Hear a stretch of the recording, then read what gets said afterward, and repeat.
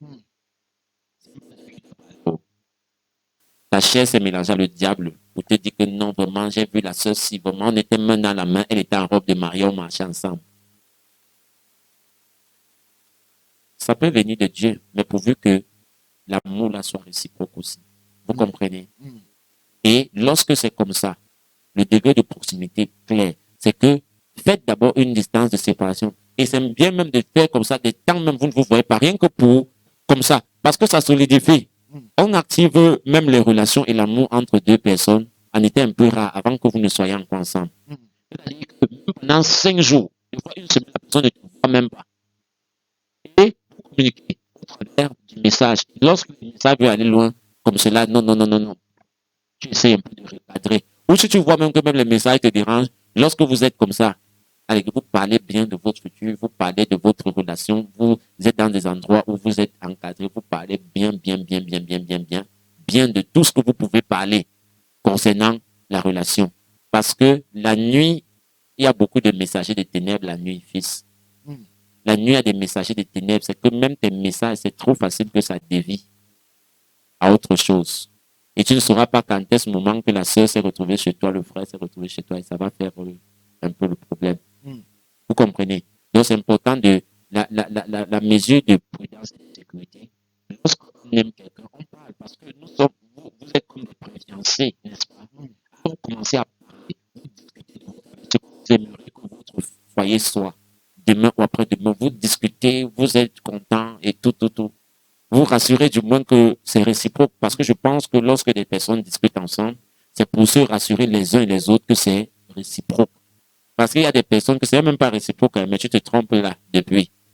La personne est peut-être avec toi, comme ça, parce que la personne a pris qu'il vous fuit le mariage. Lorsqu'il y aura quelqu'un là qui va être un peu mieux que toi seulement, elle va dire, oh, je m'étais trompé. Mm. Donc c'est important de se rassurer de cela. Yes. C'est pourquoi il y a toujours un temps de parler. Parce que beaucoup de personnes se précipitent aussi, voulant aussi fuir la chair et tout, et arrivent aussi que ce qui était dans le cœur de cette sœur, ou bien dans le cœur de ce frère. Il y a des tests aussi qu'on fait. Des tests. Et c'est vrai que l'usage de l'esprit, c'est de pouvoir mettre les tests là à exécution. Pour voir si quelqu'un a quelque chose. Il y a quelques conseils. La première des choses que je peux donner comme conseil pour voir si quelqu'un t'aime, vraiment, c'est quoi? C'est que euh, lorsque une personne t'aime vraiment, même si vous avez fait un temps sans vous voir, c'est-à-dire même une semaine, même un mois, la personne, son amour ne va pas diminuer. Vous comprenez? Mm. Son amour ne va pas diminuer. Et une personne qui t'aime vraiment ne peut pas également te traiter bizarrement n'importe comment, comme si tu étais un va-nu-pied. Mm. Écoutez, parce que l'amour est fort comme l'amour, nous dit l'Ecclésiaste. Mm. Lorsqu'une personne aime une autre personne dans la dimension eros de la chose, Mm. c'est-à-dire dans la tendance sexuelle, dimension amour homme et femme. Lorsque tu aimes cette personne, alors tu jalouses la personne, donc tu chéris la personne, que ce soit dans ton esprit, même dans tes actes, même dans tes paroles. Mm. C'est important de comprendre cela. Et d'autre part encore, lorsque une femme dit que je t'aime, la personne te fait aussi confiance d'une manière ou d'une autre. Mm. Hein? Mm. Bien que lorsqu'on apprend encore à se connaître, la confiance, cela n'est pas total. Parce que la personne apprend à te connaître, non?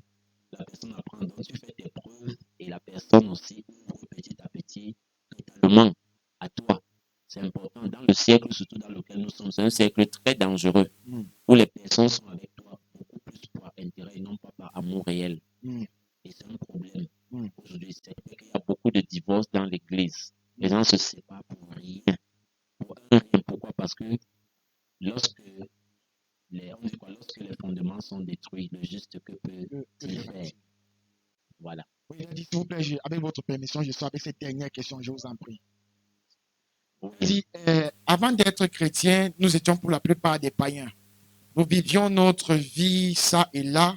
Nous avions rencontré des femmes, ou alors si ce n'est une avec laquelle nous avons eu à partager notre sang, par exemple. Mm. Nous sommes devenus chrétiens et nous aspirons désormais à se marier. Vous aspirez désormais à vous marier vous-même ou bien avec la personne? Moi, du moins, c'est moi qui pose la question. Personnellement, vous? Personnellement, j'aspire. Oui, Et puis peut-être que la personne ne partage pas les mêmes